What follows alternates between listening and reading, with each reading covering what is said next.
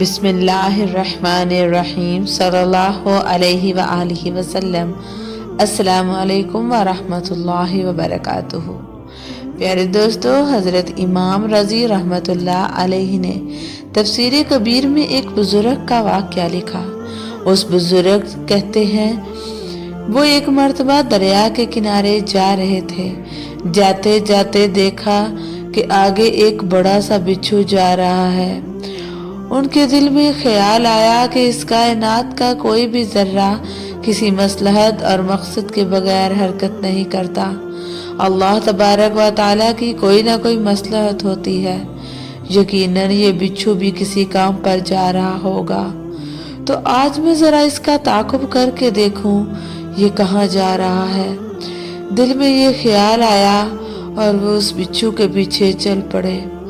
آگے آگے بچھو اور پیچھے پیچھے یہ بزرگ، یہاں تک کہ ایک جگہ پہنچ کر بچھو نے اپنا رخ موڑا اور دریا کے کنارے جا کر کھڑا ہو گیا۔ یہ بزرگ بھی وہاں کھڑے ہو گئے، دیکھنے کے لیے کہ اب یہ بچھو آخر کرتا کیا ہے۔ تھوڑی دیر بچھو وہاں کھڑا رہا۔ تھوڑی ہی دیر کے بعد اچانک دریا میں ایک کچھوا تیرتا ہوا آ رہا ہے۔ وہ کچھوا تیرتا ہوا آیا اور ٹھیک اس جگہ جہاں بچھو کھڑا ہوا تھا کنارے سے لگ گیا۔ اب یہ بچھو چھلانگ لگا کر کچھوے کی پشت پر سوار ہو گیا۔ فرماتے ہیں کہ میں نے سوچا اللہ تعالیٰ نے بچھو کو دریا پار کرنے کے لیے ایک کشتی بھیج دی۔ اس کے بعد کچھوے نے پانی پر جب تیرنا شروع کر دیا، وہ بزرگ فرماتے ہیں کیونکہ میں نے یہ دل میں تہیہ کر لیا تھا، سوچ چکا تھا کہ آج اس کا تعاقب کروں گا یہ کہاں جاتا ہے، اس لیے میں نے بھی ایک چھوٹی سی کشتی لی اور اس کشتی میں بیٹھ کر میں بھی دریا کے کنارے چل پڑا۔ وہ کچھوا اس کو گھماتا پھراتا دریا کے دوسرے کنارے پر پہنچا دیا اور وہاں جا کر کنارے سے لگ گیا۔ اب بچھو اس کچھوے کی پشت سے چھلانگ لگا کر دریا کے دوسرے کنارے پر اترا۔ میں نے بھی کشتی وہاں روکی اور کنارے سے لگا دی اور میں بھی دریا کے کنارے پر اتر گیا۔ اب پھر اس نے چلنا شروع کیا۔ خدا جانے کہاں جا رہا تھا، کہاں منزل تھی، کیا اس کا ارادہ تھا، کچھ معلوم نہیں تھا، لیکن میں نے اس کا تہیہ کر چکا تھا کہ آج میں اس کا تعاقب کروں گا یہ کہاں جاتا ہے اور کرتا کیا ہے۔ آگے گئے تو وہاں ایک آدمی سو رہا تھا۔ میں نے سوچا کہ شاید بچھو اس آدمی کو جا کر کاٹے گا اور شاید اس لیے یہ اتنا لمبا اور ڈھیر سارا سفر کر کے آیا ہے۔ چنانچہ میں بھی پیچھے پیچھے چلتا رہا، یہاں تک کہ جب میں سوئے ہوئے آدمی کے قریب پہنچا، میں نے دیکھا کہ سانپ اپنا پھن اٹھا کر اس سوئے ہوئے آدمی کو ڈسنا چاہتا ہے۔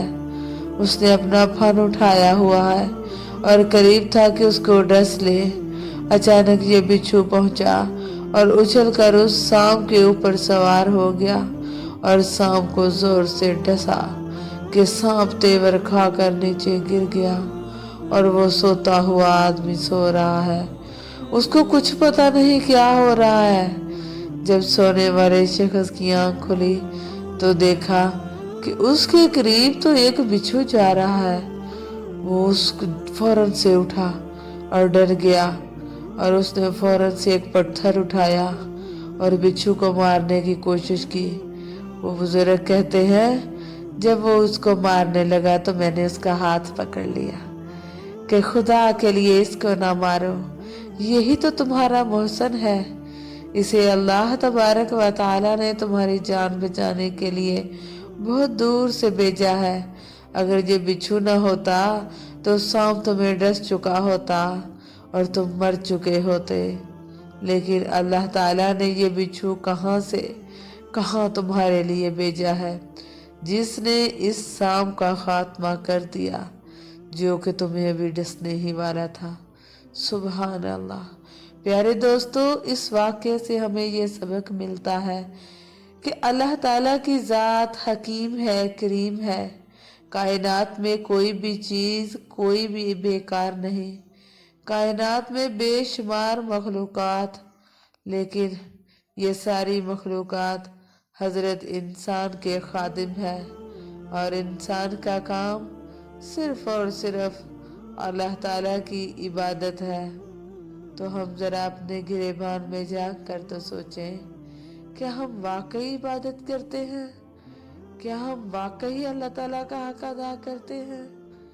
حالانکہ اور ساری مخلوق اپنی ڈیوٹیاں پوری کر رہی ہے، وہ اللہ تعالیٰ ہی ہے جو ہم پر مہربان ہے، اور ایک انسان کے اپنا مقصد جو اللہ تعالیٰ